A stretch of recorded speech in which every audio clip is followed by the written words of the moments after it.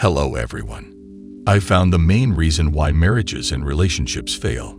Some won't like this, but it's the reality. It's cold, hard, and doesn't care about your feelings or ego investments in comfortable lies from family, church, or society. Women leave guys when they stop pursuing perfection. I've noticed this when counseling divorced men. These gentlemen were top-shelf men, usually in their early 20s. They signed a marriage contract they don't understand because relatives or someone persuaded them to. Thus, they marched blindly into a butcher and something happens. It's not always their fault. Sometimes people lose their job, are injured and can't work, or become lazy and quit pursuing perfection. Heard stories of stunning young men and women at the top of their game. Men peak in their late 30s if they're married and have kids. 12 years ago, they were in their early 30s, and he was the Chad linebacker, and she was the valedictorian cheerleader. According to their graduation classes, they're both power couples. She gets her degree, becomes a doctor, lawyer, judge, etc., and he doesn't. Her income is much higher than his, maybe double, maybe a third more, but it's higher.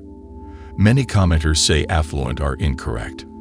My spouse was a stay-at-home dad for 10 years, and I do everything at work. 2 caveats. Women don't have much patience or interest for men who don't strive for perfection. She can't go because she's not pretty and wealth may upset her. She's working and he's not. In her perspective, he's a liability. Yet it's okay for women not to make money and be breadwinners. No guys leave because women don't work. It doesn't happen. I've never heard of a rich man divorcing his wife. My wife got unattractive and Nate got big, but this 25-year-old who always wants me is my favorite. I've had similar conversations, but a guy has never left because she's broke. Men have said she's broke, bad with money, or put the family in debt, which is problematic. Money management is not a quality pursuit. Women are impatient. If their SMV is too high, they won't strive for perfection, causing heartbreak. It's abandoning married, single, and childless people.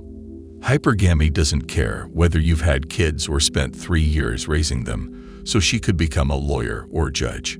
Hypergamy ignores them. If her SMV is high and enough time has gone without a change in your desire or capacity to get things done, the clock is ticking or you're on the way out or have been out. Women have patience for 20-something males who haven't accomplished anything. As long as you show desire, expertise, and a drive for greatness, they will be patient and let you help build the Twin Towers. Together, we'll establish a great life.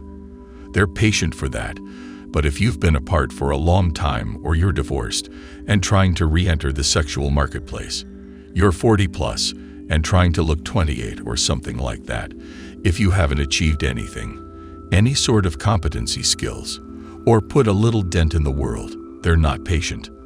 Muscles aren't enough. You need a bank and the ability to provide. Otherwise, they won't be patient with you. This is your best ROI in life, gentlemen. What makes you a man? Have a plan. Are you executing on it, working toward it, hitting it, and setting new goals as you do? Excellence over women. I've said this often. Women don't wait for an unskilled, unambitious man. He's lazy, sits on a couch, and doesn't do anything for himself or his family if he's married. If you want to guarantee there are none, but if you want to have a higher probability of success, especially for those trout-con fellas in there that are deciding to march into the slaughterhouse of marriage and what could potentially end up in family law or divorce court as a 50-odd% of marriages end. In that scenario, make sure that you stay on a purpose. Make sure you are chasing excellence, and make sure you're doing the work. You're doing something meaningful and making muscles and money. You'll have choices, which is important. Laziness reduces options. Excellence limits your alternatives. Nobody wants to hear this hard truth. Someone always gets furious when I say it, but I don't care. It's a necessary reminder that all guys must embrace. Follow excellence chasers. If you're surrounded by 5 broke obese dumb people doing nothing, You'll be the sixth.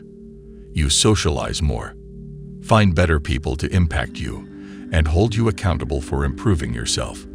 Go out and improve your odds.